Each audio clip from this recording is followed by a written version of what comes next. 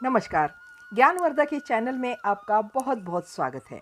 आप देख रहे हैं महाभारत कथा को एपिसोड के रूप में।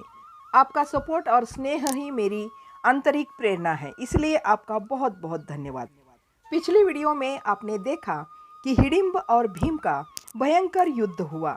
उसमें हिडिंब मारा गया। हिडिंब की बहन देखते ही देखते अदृश्य हो गई। धर्म, अर्जुन, भीम, नकुल, सहदेव, माँ कुंती सब सोच रहे थे कि अब क्या करें। वापस जाएंगे तो दुर्योधन से मुकाबला नहीं कर पाएंगे, यही रुके रहे तो राक्षसों से कैसे लड़ा जाएगा। कुछ भी समझ में नहीं आ रहा था। भीम तो थक कर सो गए थे। वहां दोबारा कोई राक्षस मुड़ा भी नहीं, आया भी नहीं। अब शाम हो गई थी। माँ कुंती ने भीम को झकझोर कर जगा दिया, क्योंकि सामने हिडिंब की बहन खड़ी थी। साथ में 7-8 बुजुर्ग राक्षस भी खड़े थे। लड़ाई का कोई चिन्ह नहीं था। उन राक्षस समूह ने प्रार्थना की कि हमारे राजा को मारने वाले इस वीर के साथ हमारी राजकन्या विवाह करेगी। उसका हाथ स्वीकार करके आप हमारे राजा बनिए। परंतु इसके लिए हाँ कहना भीम के लिए इतना सरल नहीं था। माँ की अनुमति चाहिए थी। यह सब भीम अपने पुत्र को युद्ध में आमंत्रित करते जाते समय, राह में विश्राम करते समय याद कर रहे थे।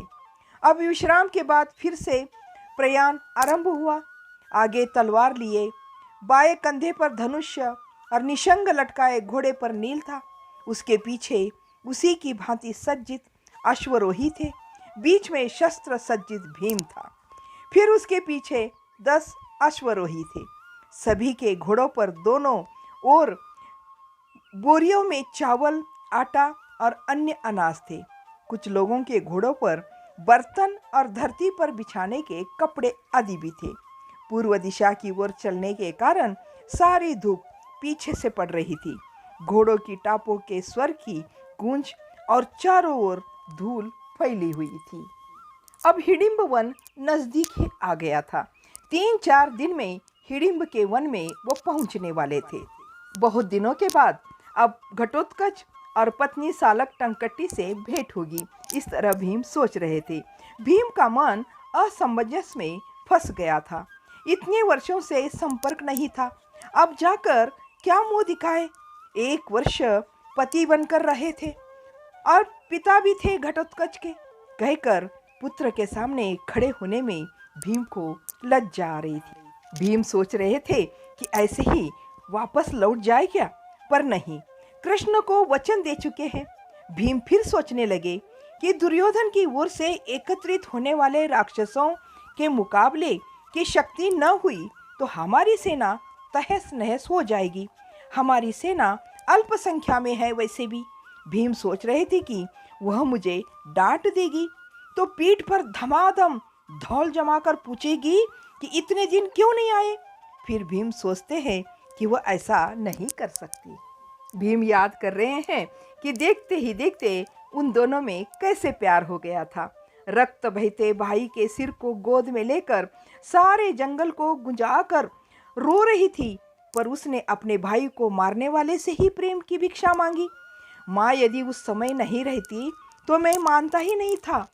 भीम कह रहे हैं, सोच रहे हैं, माँ ने कहा था जब स्त्री अपना मन न्यौछावर करने आती है तब मना करना महापाप होता है। इस बात में यह राक्षस है, यह नाग है, यह निषाद है, यह किराट है, यह देव है, इस प्रकार का कोई भेदभाव नहीं करना चाहिए। माँ ने यह भी कहा था कि वह अविवाहित है, तुमसे प्रेम करती है, उसके प्रेम का भली प्रकार प्रतिदान मिलना चाहिए। उठो, यह कहकर माँ ने उठाकर बिठाया था। फिर माँ की आज्ञा का कैसे उल्लंघन किया जा सकता था। सालक टंकट्टी के प्रेम को मेरे समझने से पहले माँ ने समझा था। इस प्रकार भीम सारी बातें याद करते करते यात्रा कर रहे हैं। भीम फिर स्मरण कर रहे हैं कि प्रेम, कैसा प्रेम था उसका। उसी रात वह जंगल के भीतर ले गई थी और वहाँ सबको उन लोगों ने इनको पेट भर खाना भी खिलाया था। माँ ने कहा था कि अगले दिन प्रातः सुबह विवाह होगा। यह सुनकर वह पेड़ पर चढ़कर उस पर बनी बांसों की झोपड़ी में जाकर सो गई। सभी को ऐसी ही झोपड़ी दी गई।